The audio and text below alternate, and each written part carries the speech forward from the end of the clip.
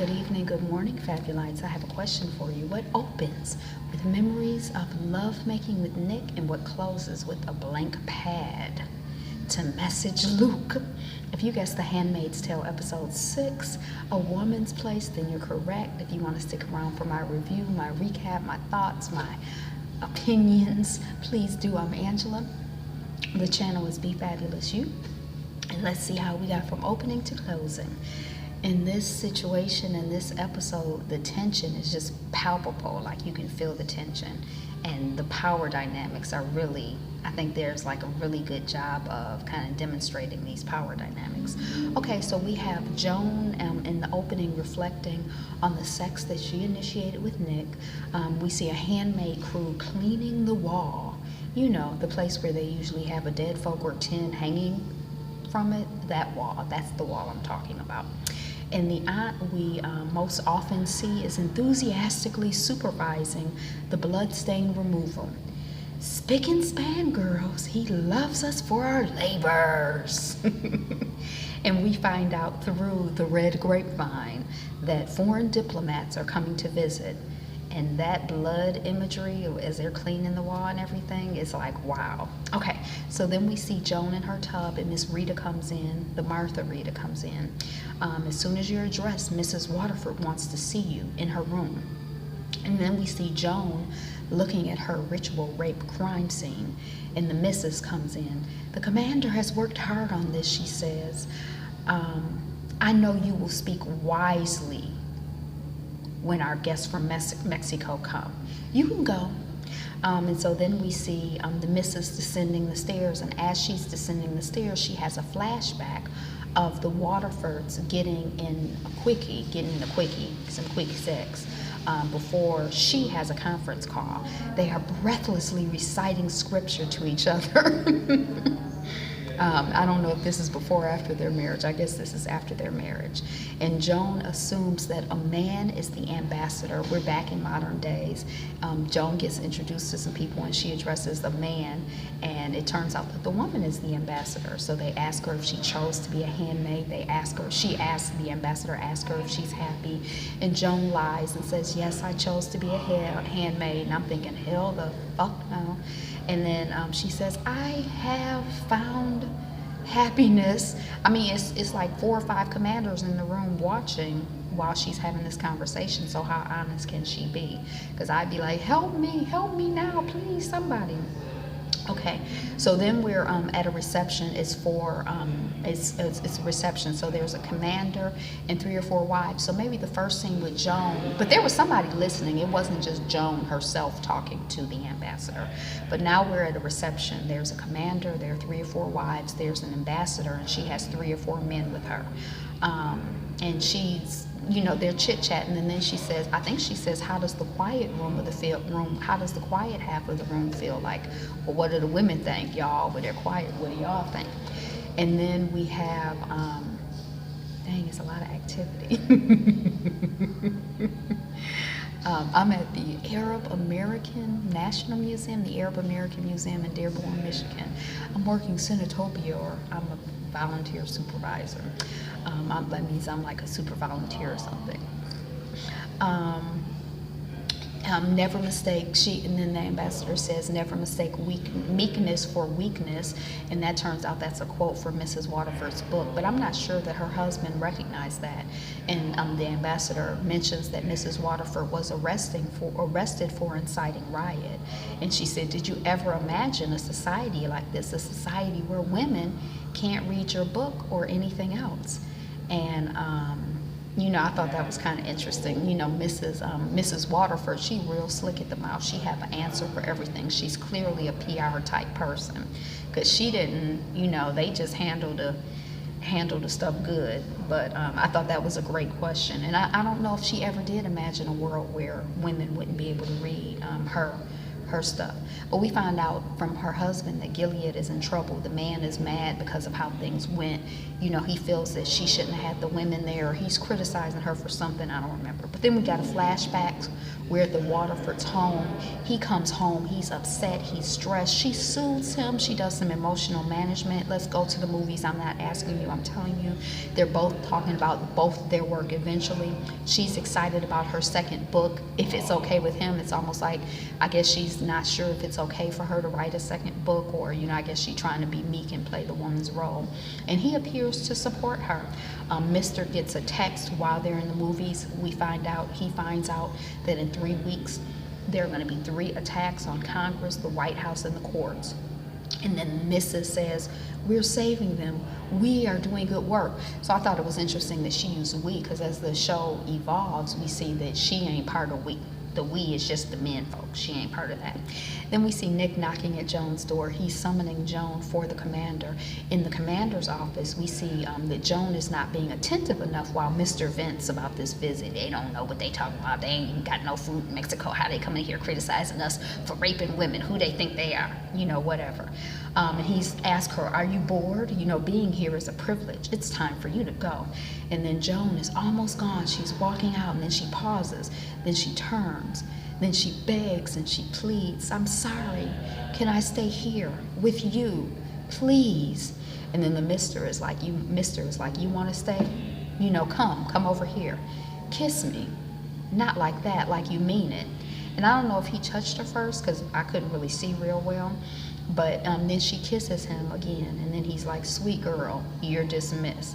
And then Joan is like brushing her teeth. The next thing we see her brushing her teeth, like until her teeth are bleeding.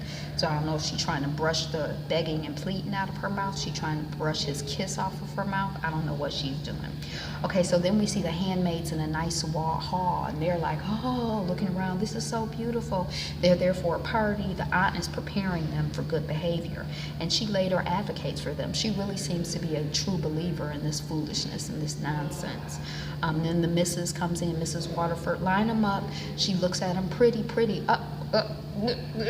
Okay, remove the damaged ones. We don't put bruised apples on top of a pile for sale.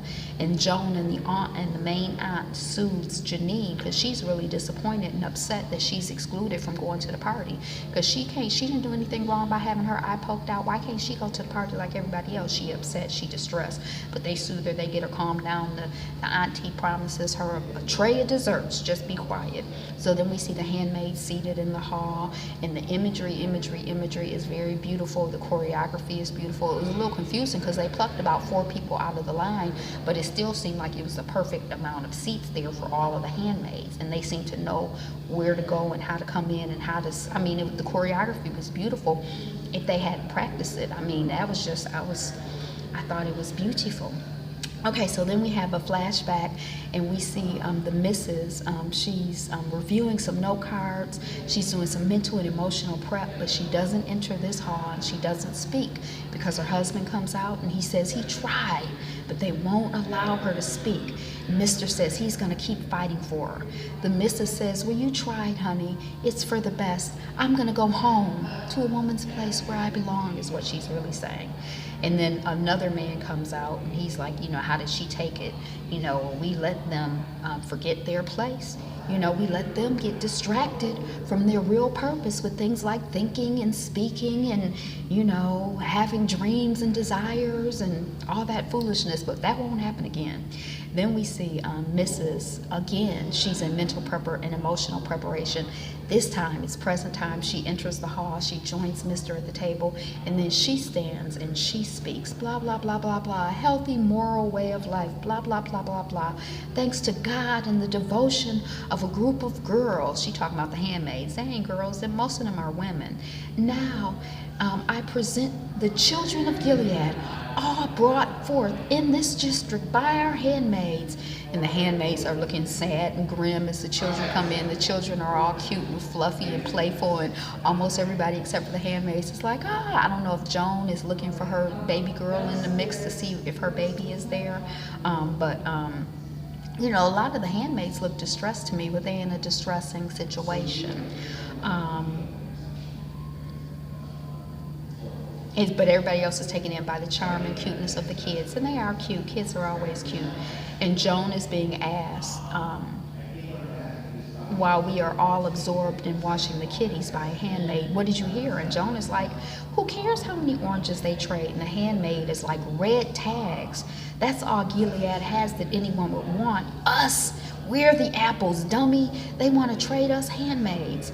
And then we see the missus supervising the work of making this place a home. And we see the mister going into work. And then we see a senior staff, he has a senior staff meeting, and he says, you should be there. And we see Martha's taking garbage to the curb for the most part, but then we also see Nick carrying a box to the curb, and there's some books in the garbage that he's carrying to the curb, and one of those books is Mrs. Waterford's book, A Woman's Place. Her shit going to the garbage is the natural conclusion of her work. It's like neighborhood garbage day. I don't really know what's going on. Then we see Mrs. In a mirror in the bedroom, and the mister says, are you tired? And the missus says just the opposite. I don't think I'll be able to sleep. Just glad it went so well. You should discuss timing and implementation. That's the most important thing right now. And the mister is like, you are an amazing woman. I forgot. And they kiss and they get a little hot and heavy, and then the mister says we should stop, and then they keep going. But it's kind of like she has this whole mind and she has this whole thing to contribute, but she doesn't really have anywhere to contribute it to in this world. Then we see Joan and Nick in the kitchen, maybe, and Nick is like, what's up? And Joan is like, I should have said something. I should have told her. I said I was happy. And Nick is like, well, it was a room full of commanders. What choice did you have? Sit down and wait. And Joan is like, you're untouchable. Fuck you. If they find us here, I'll get sent to the colonies. You are an I. He doesn't rape you once a month. He reads you a little scripture and sticks his cock in you. I said I was happy. Alfred is not my name. It's Jude.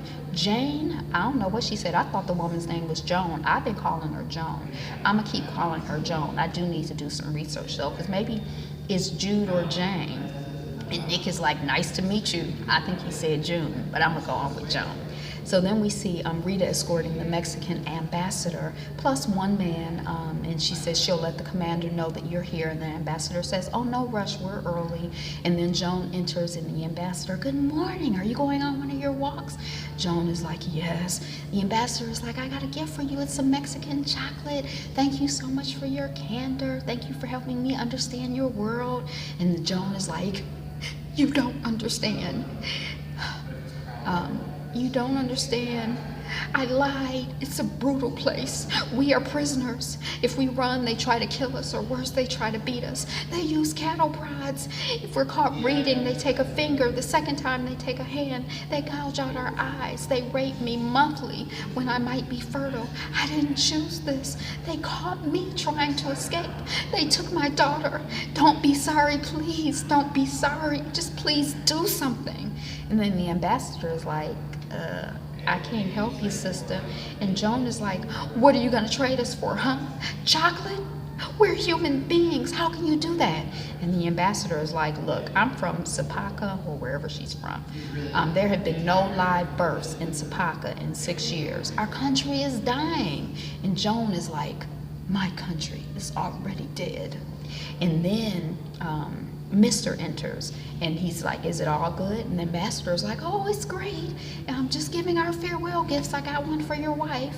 And then there's a man there. I had forgotten all about him. But he says, I don't know. I want to help. I want to help, he says. We're like, huh? And he's like, I don't know where your daughter is, but I can get a message to your hubby. And Joan is like, my husband is dead, just like all of my hope.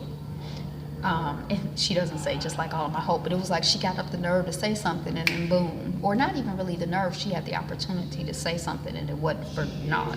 She's like, my husband is dead. And he's like, the man is like, Lucas Bagnall, date of birth 1980, Nyack, formerly New York State. He's alive. We don't have time. Write something. I'll try to get it to him. And she's looking at this pad of paper and this pen. And that's the end. So we're at a moment of hope in the Handmaid's Tale.